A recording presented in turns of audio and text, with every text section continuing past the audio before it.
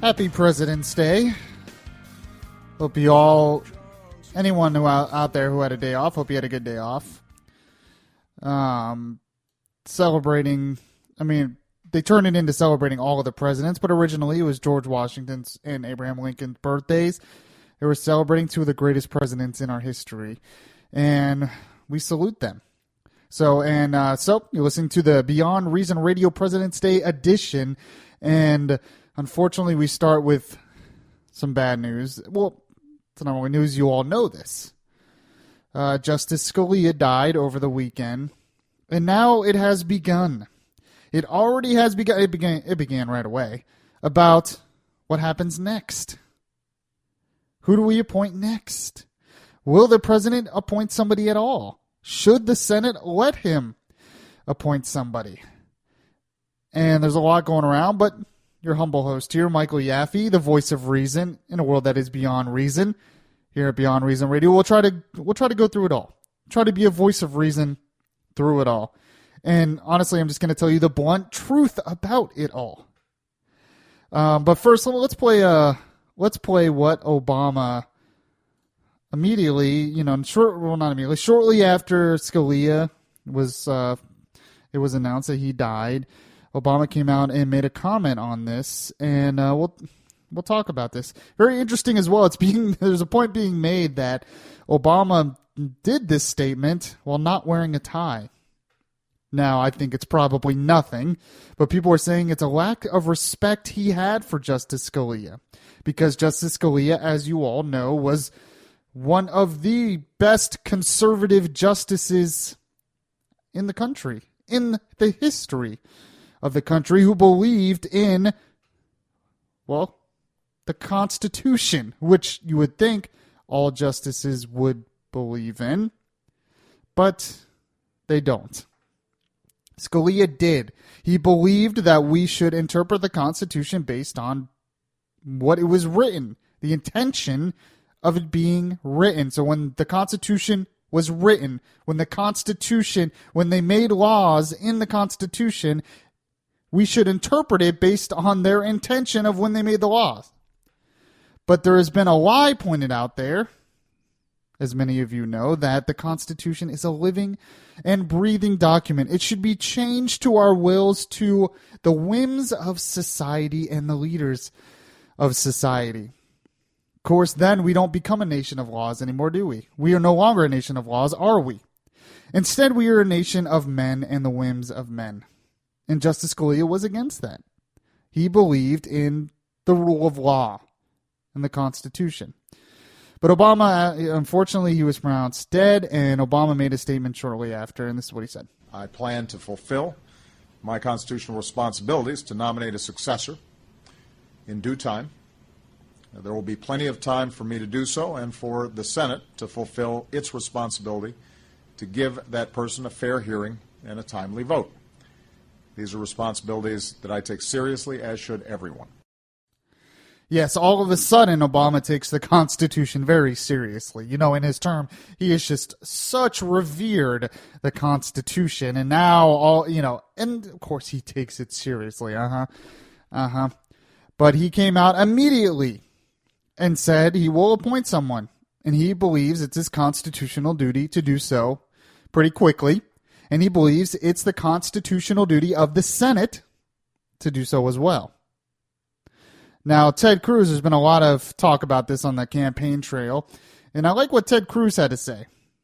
And this is what he said today over the matter, and really, he's right. He's right about this, and I'm going to get to more on why he's right, but this is what he said. We are one justice away from every restriction that has been put on abortion over the last 4 decades being struck down. We are one justice away from a radical 5-justice left-wing majority, the likes of which this country has never seen. There is really no doubt about that, because all you have to do is look at the big cases recently, and most of them are 5-4. You have Justice Kennedy, who's kind of in the middle. Then you have 4 very leftist judges and 4 judges who look at the Constitution the way it should be looked at. So when you add another leftist judge, it changes everything in a lot of cases. Changes a lot.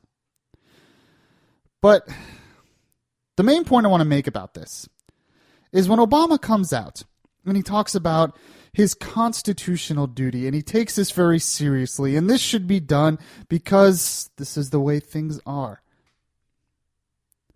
And the Senate should confirm it because of the Constitution. When he says it, he kind of looks at the Supreme Court, or wants us to look at the Supreme Court like it is, it's above politics. That's how a lot of people want us to look at the Supreme Court. They're separate from politics. They're above it. They want to interpret it based on the rule of law and the right judgments. And Ted Cruz is coming out and he's saying, no. We don't want to let him appoint another justice because he will be a leftist judge. The thing is, we are kidding ourselves if we think that the Supreme Court is above politics. This has been one of those sort of lies that have been spread out there. That the Supreme Court, yes, they're a separate branch, but not only that, but they're above the whole political fray. And the judges are looking at what the rule of law actually says. And it's just not true. It's not true. You just have to look at the cases and look how divided it is and look how they rule based on political ideologies. And make no mistake, Obama knows that. Obama understands that probably better than a lot of Republicans understand that. Republicans try to say they're above the fray, while Democrats will do whatever they can to stop originalist judges. In fact, they have in the past. In fact, Hillary Clinton and Obama have filibustered judges from Republican presidents in the past. Under George W. Bush, they did that. They did whatever they could to stop judges appointed by Bush. Not only in the Supreme Court, but, appellate judges and other judges as well. And they used filibuster. They used whatever means necessary because they understood that this is not about the rule of law to them. It's about politics. It's about politics. And the fact is, the founders understood that this is about politics. It's always been about politics, and we're kidding ourselves if we don't believe that. This is why elections matter. This is why it's important who we elect as president, who we elect in the Senate, that they are based on our beliefs. When all this stuff breaks down, we want to blame activist judges. We want to blame people in Congress. Really, we have to blame ourselves because we keep electing these people who do this, who want to change, fundamentally transform the country. But this has started from the beginning. This has been the way it is from the beginning. In fact, you can go all the way back to John Adams.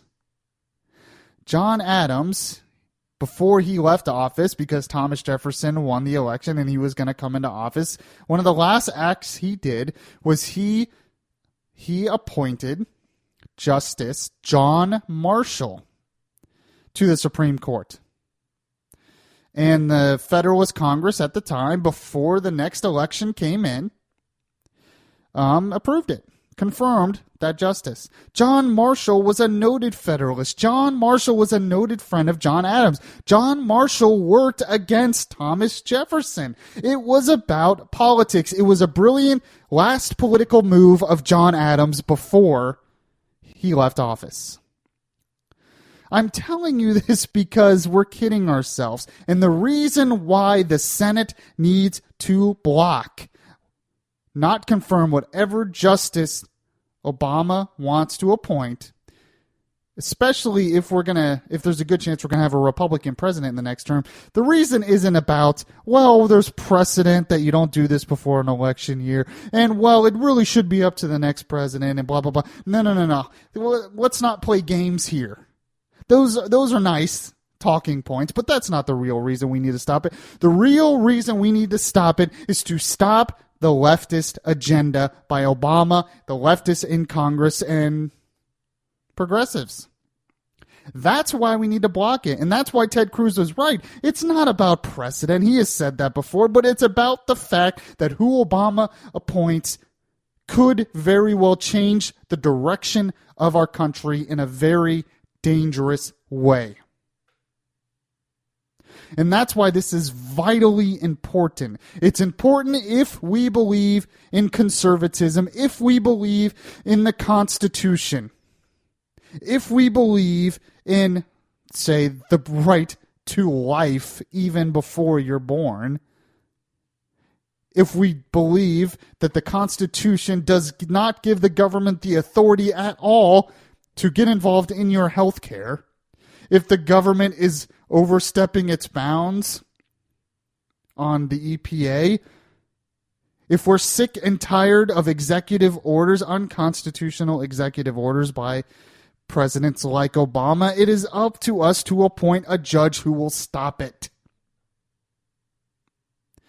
And it's important. And honestly, I'm obviously biased here because I support Ted Cruz.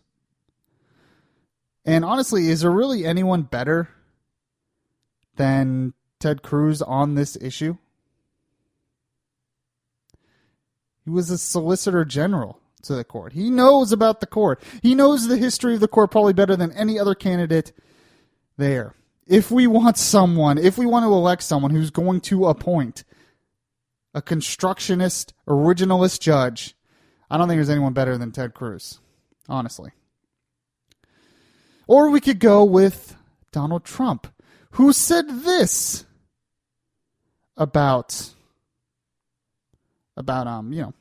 who he might appoint to the court. You've talked about Carl Icahn and other people you might want in your administration. Is there someone out there today who you say isn't on the court, but say this is the kind of person I would consider for the court? Well, I don't want to mention names. I think it's inappropriate to mention names, and certainly at this stage where, it's so early and we have a long way to go. Oh, my sister's great. I have a sister who's on the Court of Appeals, and she's fantastic. Would she be a good Supreme Court justice? I think she would be phenomenal. I think she'd be one of the best. But frankly, I think she is. We'll have to rule that out now, at least temporarily. But I do have a sister who's very smart and a very good person.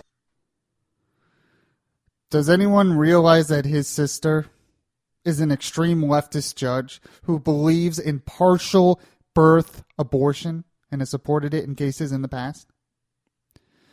Oh, well, of course he has to defend his sister, you say. Of course he has to be, of course he can't say bad things about his sister and would have to say they would be a bad brother if he didn't say that, if he didn't support his sister. Really? Really?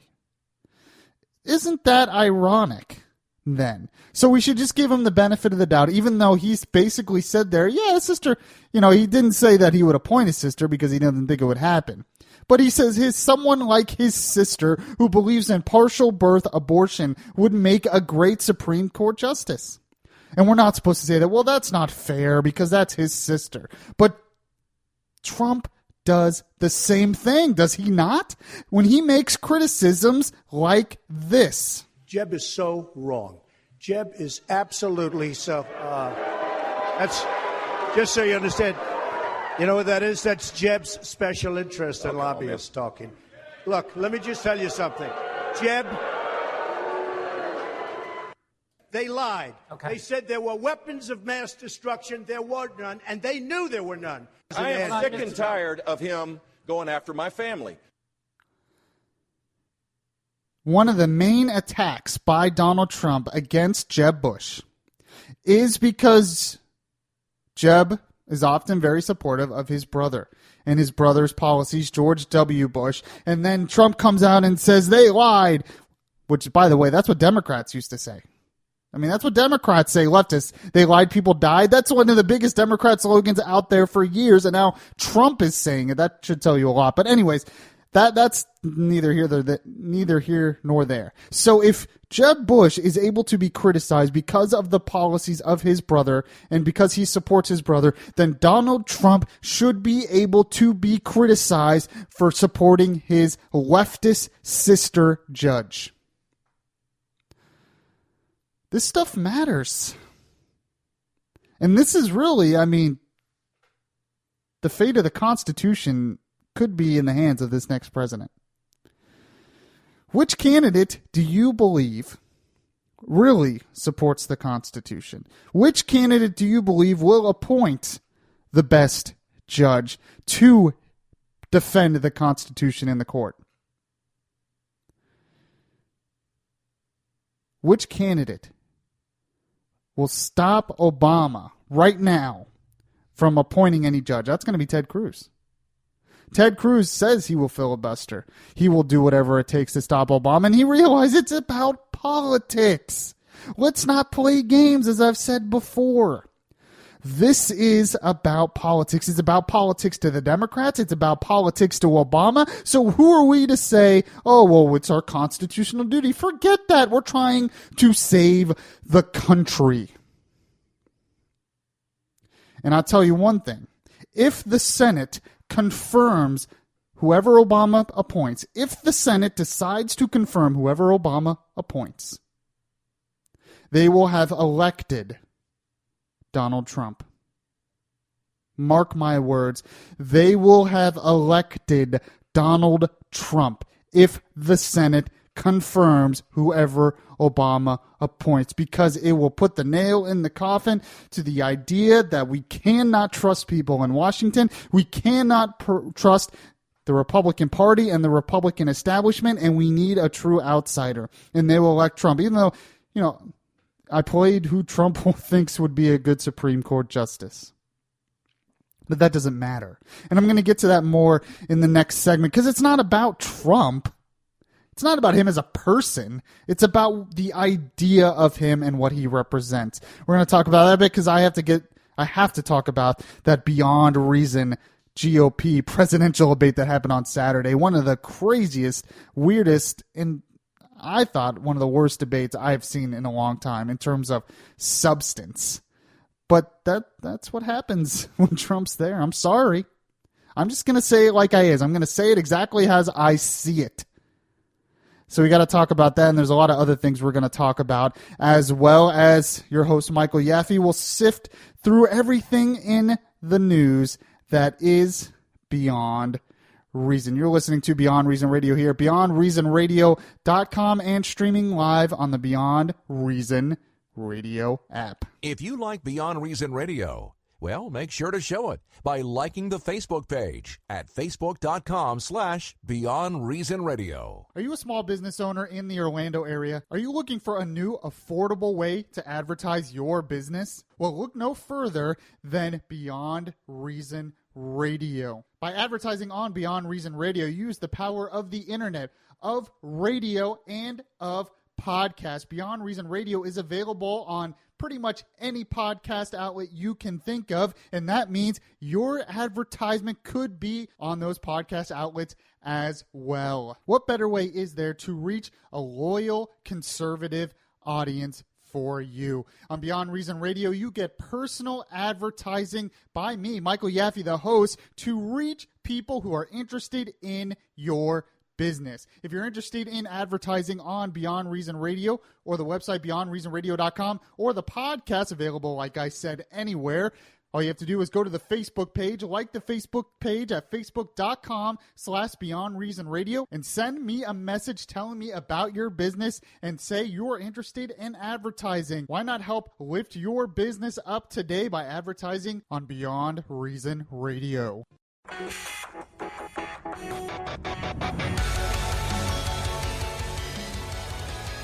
Listen to the latest episodes of Beyond Reason. Download the podcast at Spreaker.com. Also, don't forget to follow me on Twitter. You can follow me on Twitter at Beyond Reason R. That is Beyond Reason, the letter R. This is your host, Michael Yaffee. You are listening to Beyond Reason Radio, the voice of reason in a world that is beyond reason. Also, if you download the Beyond Reason Radio app, you can listen to the show live. That is live every Monday and Friday at 8 p.m. You can also listen to all the podcasts on there. I'm always posting different podcasts. Even I post the live shows, and I post other podcasts there as well. And if you download the Beyond Reason Radio app, the Google Play or Apple App Store, you can chat with the show from the app. So if you want to chat with the show live during the live show, it is easy to do. Just download the Beyond Reason Radio app. Search Beyond Reason Radio in the App Store, and you can find it and chat with the show live. And that includes chatting with me, Michael Yaffee. Thank you all for joining me. We were talking about Justice Scalia, but I want to move on to the presidential debate. And what a debate it was If you want to talk about something that was beyond reason, it was that debate. And honestly, a lot of it was dragged in the mud. And in a sane, it was really Trump who dragged it in the mud. It was. But in a sane political world, it would hurt Trump, that debate performance. Because he almost played like he wasn't in the lead. It was always kind of on the defensive, on the attack, like he had to do that. It was like, dude, you're in the lead. Just ride high. Just say what you got to say, and you could win this thing. But he didn't play that way. He played like he was scared. He played like he didn't have good temperament. He played not very well. In a sane political world, it would hurt Trump. But this is not a sane political world. Because, as I'll get to more, this isn't about Trump. It's not about him as the person. It's about what he represents. It's about the idea of him, the idea of a businessman, outsider who funds his own campaign, becoming president, changing things, about change. Same with Bernie Sanders. Bernie Sanders isn't about the person. It's about what he represents. Socialism, change towards more government intervention. Not about him as a person. Nobody cares about him as a person. Nobody cares about Trump as a person. If they cared about Trump as a person, he would lose.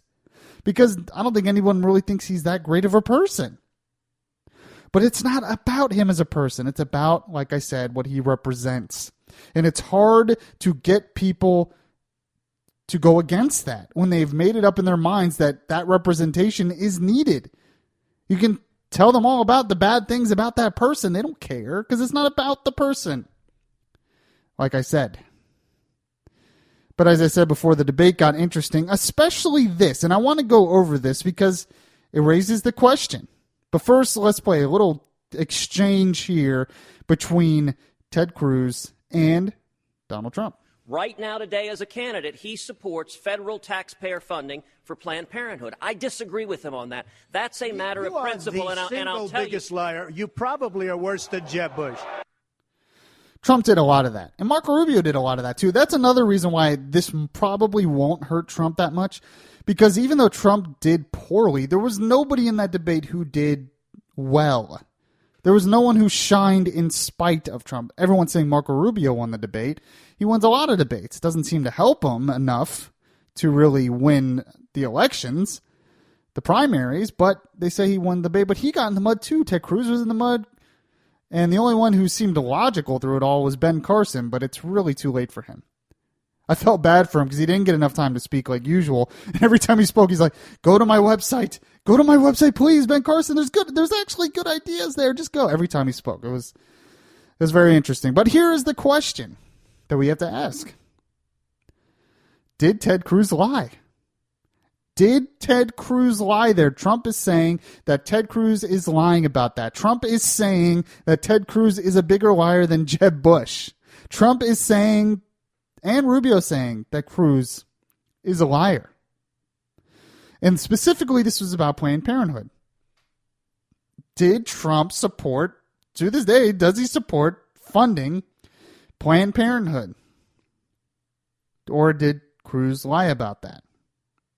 Well, this is very interesting, and a lot of this goes back to Trump on an interview with Hannity about 6 months ago, where this issue came up because the issue of Planned Parenthood, the videos were released, and there was a lot of talk about trying to defund Planned Parenthood. There was almost talk about shutting down the government over this, and Cruz obviously believed in shutting down Planned Parenthood. No more taxpayer dollars for that organization that sells baby parts and aborts babies.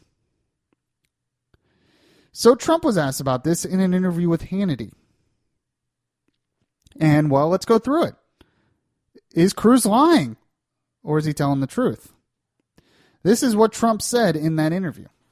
You talked about Planned Parenthood. Another example, talk about a war on women. Look at the number of abortions they perform every year. $500 million taxpayer money goes to them. You said you would have shut down the government to defund them.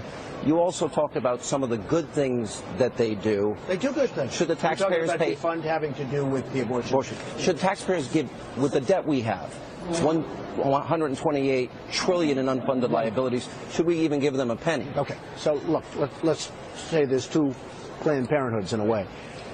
You have it as an abortion clinic. Now, that's actually a fairly small part of what they do, but it's a brutal part, and I'm totally against it. And All right, first I'm going to have to stop right there. They make a lot of money off abortions. Let's not, it's a very small part of what they do. Come on. Then why do they defend that part of it so much? Because it's a big part of what they do. It's a big part of why they were founded. So, but let's continue on here. Wouldn't do that. They also, however, serve as women. And one of the things that I thought was so terrible when Jeb Bush the other day talked, as we said, when he talked about women's health issues, he was so bad. I mean, it's like, what is he doing? We have to help women. A lot of women are helped. So we have to look at the positives also for Planned Parenthood. You know, even a guy like you may be convinced it does some positive things. I would look at it very strongly. We have to help women. As far as the abortion stuff, absolutely. But if they are doing abortions, then they can allocate their other resources to other things. The government, why should the taxpayers pay for an organization that... Maybe unless they stop with the abortions, we don't do the funding for the stuff that we want. There are many ways you can do that, John, because I'm totally against the abortion aspect of Planned Parenthood. But I've had many Republican conservative women come up and say Planned Parenthood serves a good function other than that one aspect. Okay, for one, I doubt that. I doubt there's many Republican women singing the praises of Planned Parenthood. I mean, that's just silly. But here's the question. Did Cruz lie? Well, there's two things here. Because I'm the voice of reason and I'm fair. I'm not going to just blindly support Ted Cruz. The fact is, Ted Cruz, though, did not lie. To this day, Trump supports funding Planned Parenthood. He did not support cutting funding completely for Planned Parenthood. Okay?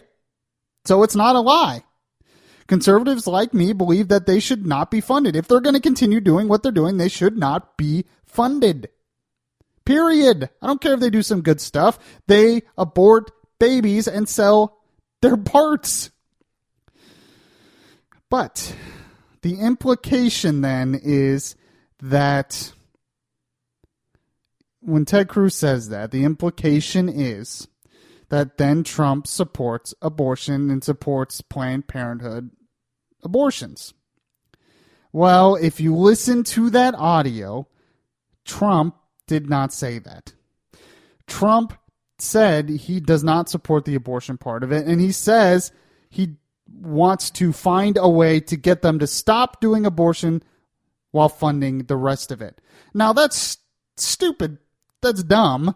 Why would Planned Parenthood was founded on it? They're not going to get rid of it. The best way to stop it is to defund them completely through the federal government. It shouldn't, taxpayer dollars should not go to that organization. So Ted Cruz is right, but it can be seen as a little misleading, and it can make it look like Trump supports abortion. Now, in the past, Trump has been pro-choice. He has said as much in interviews he's pro-choice. So it's very recently in his life that all of a sudden he's pro-life.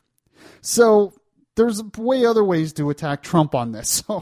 But I wanted to give, because I'm the voice of reason, I wanted to give Trump a little bit of the benefit of the doubt. But the fact is, Cruz did not lie. The fact is, Trump does still support funding Planned Parenthood, and the fact is, Cruz does not. Cruz says the best way to stop them is for the government not to fund them at all, and they shouldn't fund them at all. It is not the role of the federal government to be doing that, and by funding them, they are helping pay for abortions. That's it.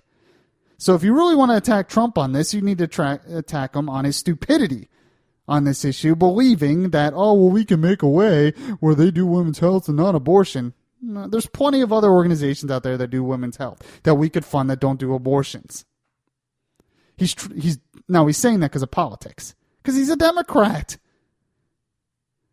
He acts like a Democrat, and he thinks this will get Democrat votes by look, I'm for women's health because I support Planned Parenthood. And Cruz is like standing on principle here and saying they abort babies.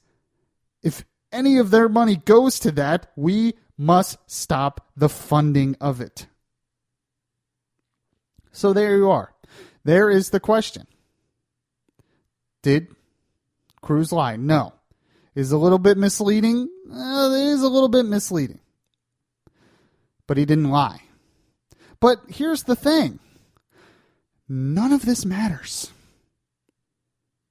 None of this matters. And I'm going to talk More about that in the next segment. You are listening to Beyond Reason Radio here at beyondreasonradio.com and streaming live on the Beyond Reason Radio app.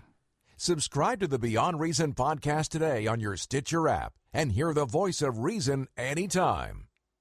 Are you a small business owner in the Orlando area? Are you looking for a new, affordable way to advertise your business? Well, look no further than Beyond Reason Radio. By advertising on Beyond Reason Radio, you use the power of the internet, of radio, and of podcast. Beyond Reason Radio is available on pretty much any podcast outlet you can think of, and that means your advertisement could be on those podcast outlets as well. What better way is there to reach a loyal conservative audience for you? On Beyond Reason Radio, you get personal advertising by me, Michael Yaffee, the host, to reach people who are interested in your business. If you're interested in advertising on Beyond Reason Radio or the website beyondreasonradio.com or the podcast available, like I said, anywhere, all you have to do is go to the Facebook page, like the Facebook page at facebook.com/Beyond Reason Radio, and send me a message telling me about your business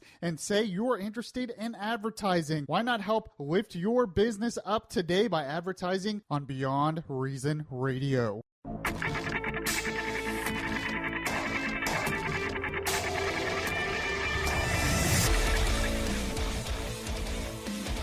If you miss any of the show, you can download the Beyond Reason podcast on iTunes. Now, back to Beyond Reason Radio. Welcome back to Beyond Reason Radio. This is Orlando Smart Talk Radio. I am the conscience in your ear telling you the difference between right and wrong, especially with things in the news that are beyond reason, like that last GOP debate, which was most definitely beyond reason, which we talked about in the last segment. But I just wanted to make the point, because I made the point that Ted Cruz didn't lie, and I played the audio. The fact is, Trump does still support funding for Planned Parenthood. So to just call him a liar about it, you can say it's a little misleading because it doesn't mean Trump supports their abortions, but he didn't lie about that. And there's no doubt that Cruz is the most conservative candidate out there, okay? We know this. But here's the point I made. It doesn't matter. I can play Trump supporters all kinds of audio like this to show he's not really that conservative. It doesn't matter because it's not about Trump. It's not about who he actually is as a person. Just like Obama. When they elected Obama, it wasn't about him as a person. It was about what he represented. He represented change. He represented youth. He represented the end of racism, electing the first black president.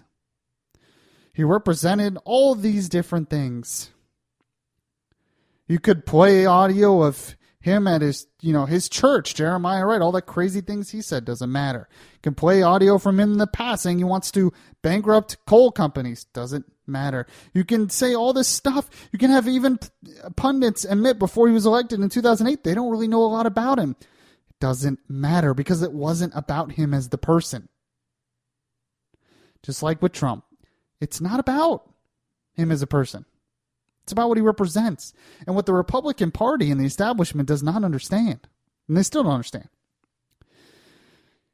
People are angry. And like I said before, if this Senate confirms Obama's appointee to the Supreme Court, Trump will win the election. He'll win.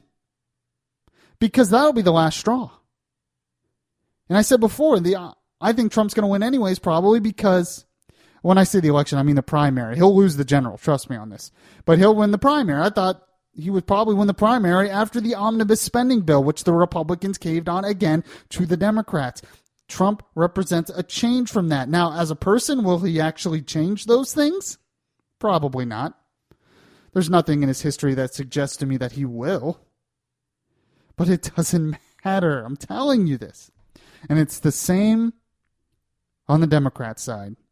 Hillary Clinton once again represents on the Democrat side the establishment.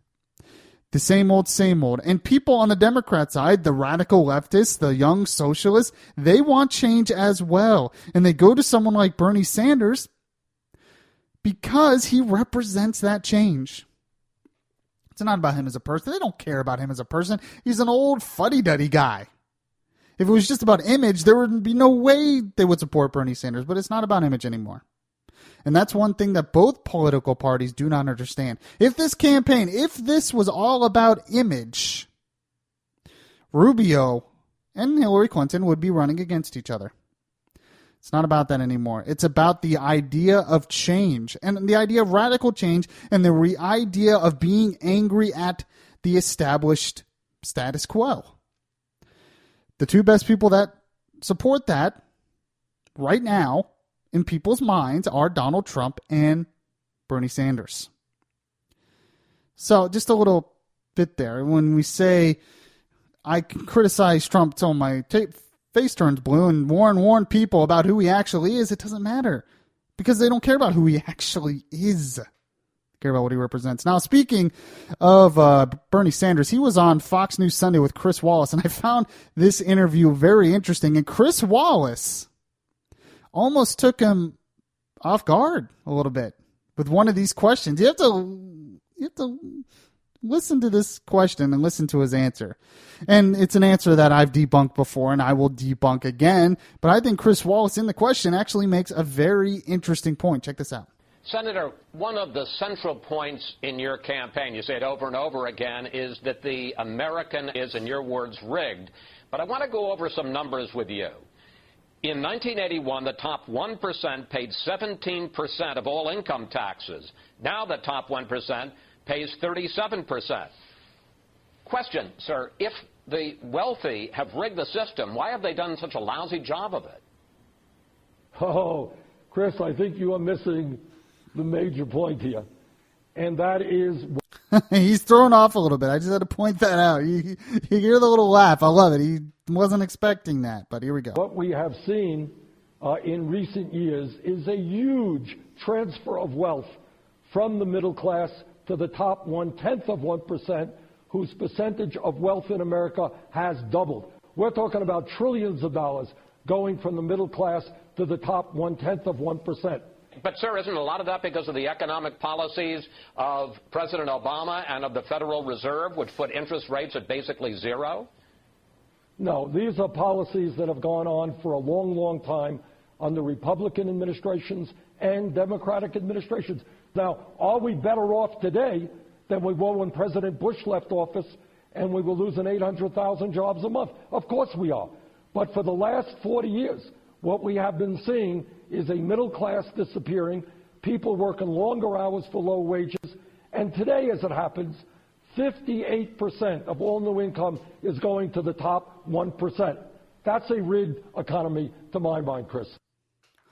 So Bernie Sanders says it's a rigged economy, even though Chris Wallace correctly points out, well, the fact is the riches are paying a lot more of the share of income taxes.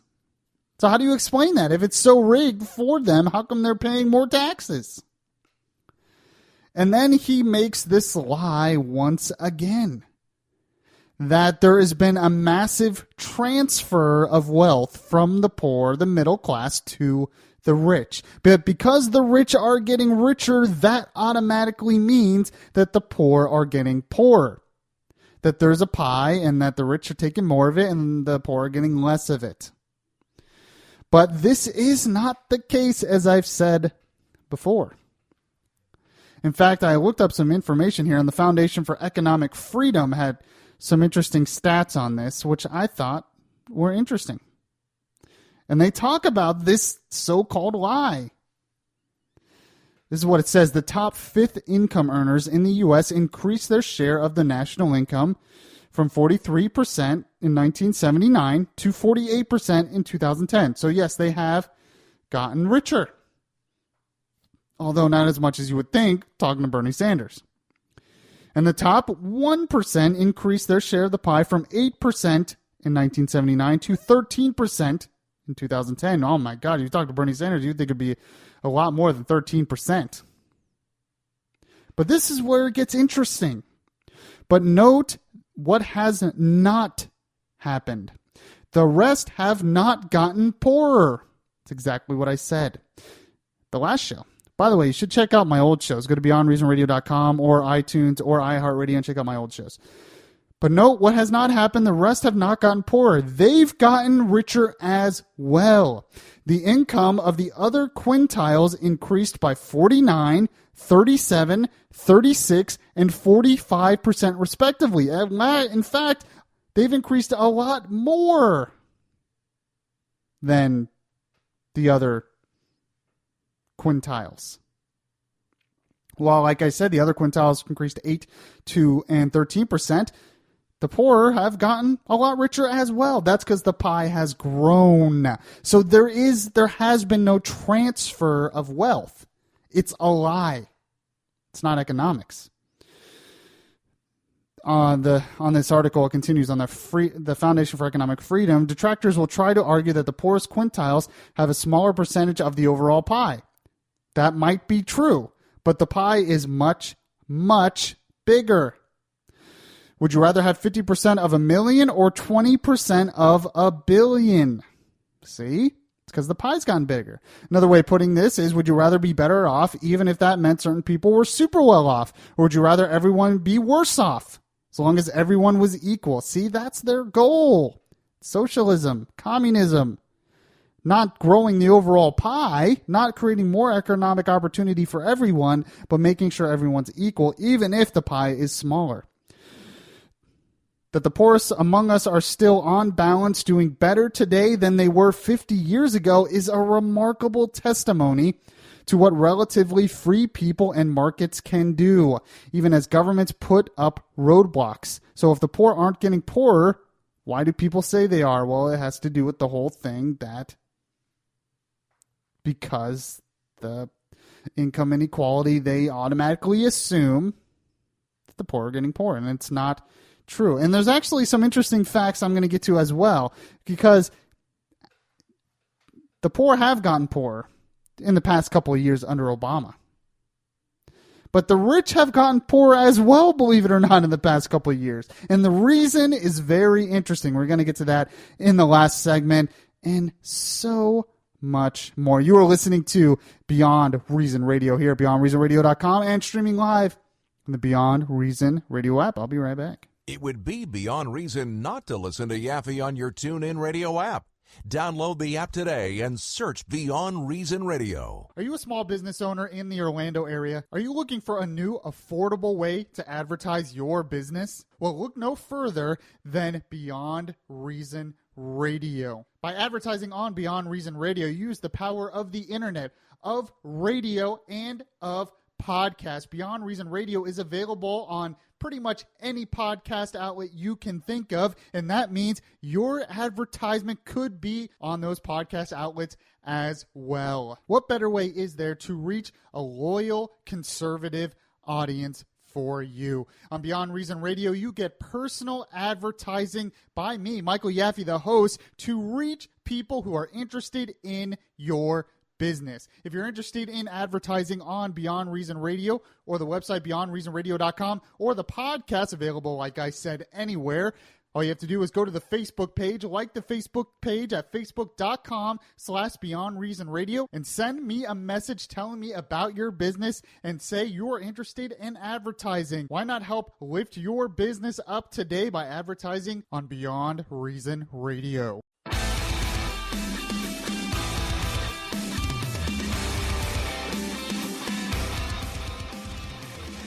Download the iHeartRadio app and catch the Beyond Reason Radio podcast. Now, back to Beyond Reason Radio. Welcome back to the Voice of Reason. Beyond Reason Radio is your voice of reason in a world that is beyond reason. Orlando Smart Talk Radio, and we've been talking a lot. We're talking about the unfortunate death of Justice Scalia. We also talked about the Beyond Reason GOP presidential debate. And then we got into a little bit of Bernie Sanders. Bernie Sanders, who, well, has been promoting this lie that the rich have gotten richer and the poor have gotten poorer, which is just not true. Well, actually, it is true a little bit if you look at the past couple of years under Obama, of course, but nobody wants to mention that. According to the Washington Post, the average American household's income declined for a second year in a row. Now, remember, as the stats I pointed out before, in the past 30, 40 years, that the overall, this has not been happening, like Bernie Sanders has been saying, and I listened to the last segment, you'll get that.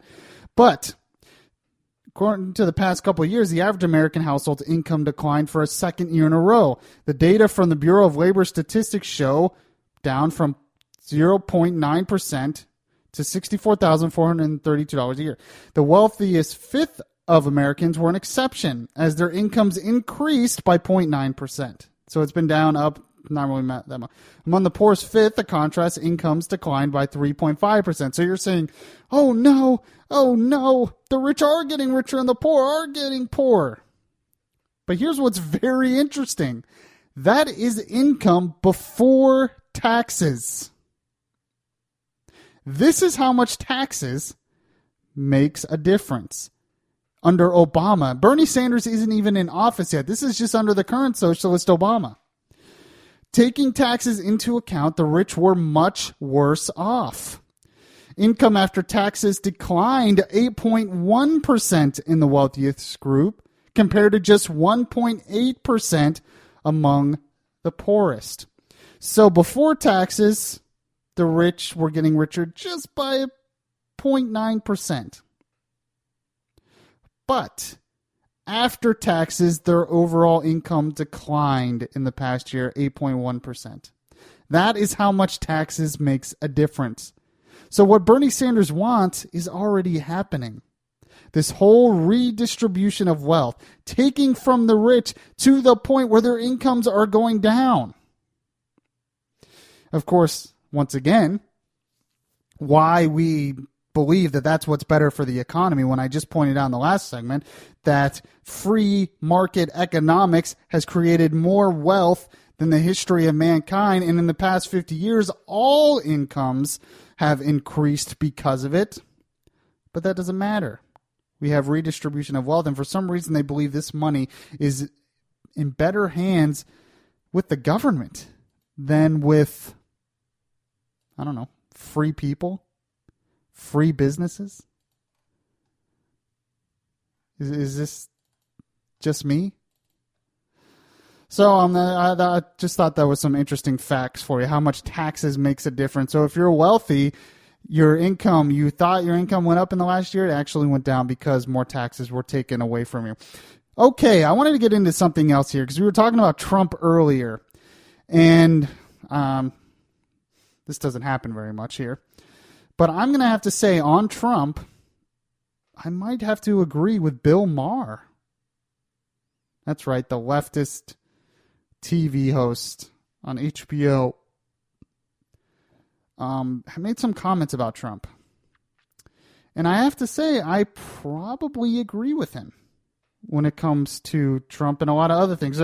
Now, this is like the only issue, the only topic I would ever agree with him on this, but I just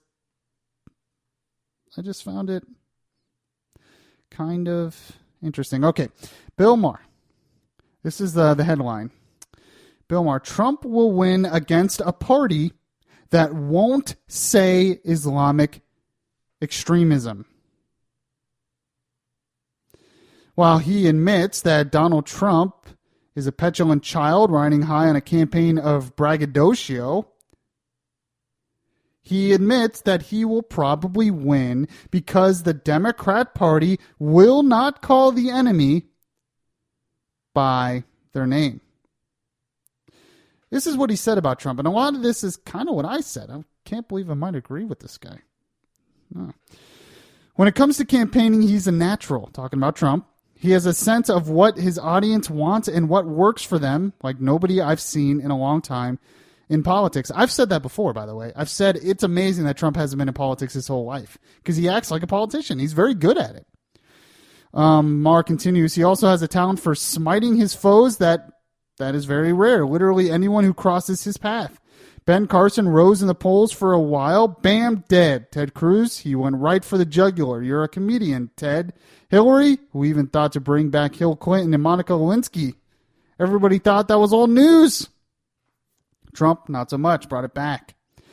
Like many people, I would have thought he would have been out after the first outrageous thing he said, which was probably the John McCain POW comment. But that's not the case. We like him. He's a winner. He's going to make great deals. He's going to make America great again. It says it's right on his hat, so obviously that must be true. Interesting. He said to Carly Fiorina, you're too ugly to be president. All of these things. But then he segues from Trump to Islamic extremism. So no, Donald Trump is not right. But he will win the election if the American people have to choose between his demagoguery and a party that won't even say the word Islamic terrorism.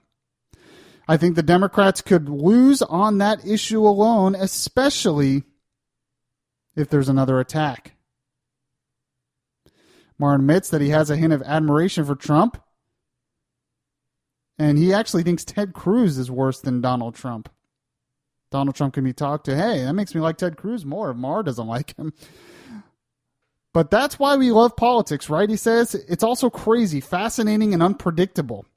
When that first debate got 24 million people, that should have been a wake-up call. What gets the best ratings on TV? Sports and reality TV. And now we found something that has both. And this just isn't sport. This is blood sport. And if you watch the last debate, it definitely was blood sport. It does make me wonder, though, how long it's going to last. Or if people are going to start getting sick of the blood sport. I was getting sick of it in the last debate. But I thought Bill Maher made an excellent point. For one, he's assuming that Trump's going to get the nomination, which is interesting. But the Democrat Party is in real trouble if we get attacked. And if they refuse to name the enemy that attacked us. This is a leftist liberal as it gets, and he repeatedly says he cannot understand why the Democrat Party does not want to name the enemy, does not want to face the enemy. Now, I can tell you why. It's political correctness. We all know that. But he doesn't get it. And from a practical standpoint, I don't get it either. Because if we're not willing to wait, we've talked about this before. We're not willing to name the enemy. We can't fight them. And I've talked about before that even a lot of Republicans don't realize who we're at war with. What we're really at war with is a radical ideology. And until we fight that ideology head on, and by the way, the only one I heard really talk about this in any of the debates was, believe it or not, Jim Gilmore, who got nowhere. He was getting 0% in the polls and had to get out before anyone knew he was coming in. He was in a couple of the pre-debates. He was the only one who addressed this, which was amazing. But he made the point, and I agree, that I think maybe the only way we can defeat this enemy is if we acknowledge that we're fighting against a radical ideology. And I agree with Maher here. I still don't think Trump can win the general election. But the Democrats are in real trouble if we're attacked again, and they're still not going to fight the enemy. So, interesting points I never thought I would say. It may be more beyond reason than anything that I actually agree with Bill Maher on something. That is how beyond reason the news has gotten lately. All right, I'll end with the verse that I always end with in Philippians chapter 4. Finally, brothers and sisters, whatever is true, whatever is noble, whatever is right, whatever is pure, whatever is lovely, whatever is admirable, if anything is excellent or praiseworthy, think about such things, and the God of peace will be with you. God bless everybody. May the God of peace be with you this week. Catch you guys next time.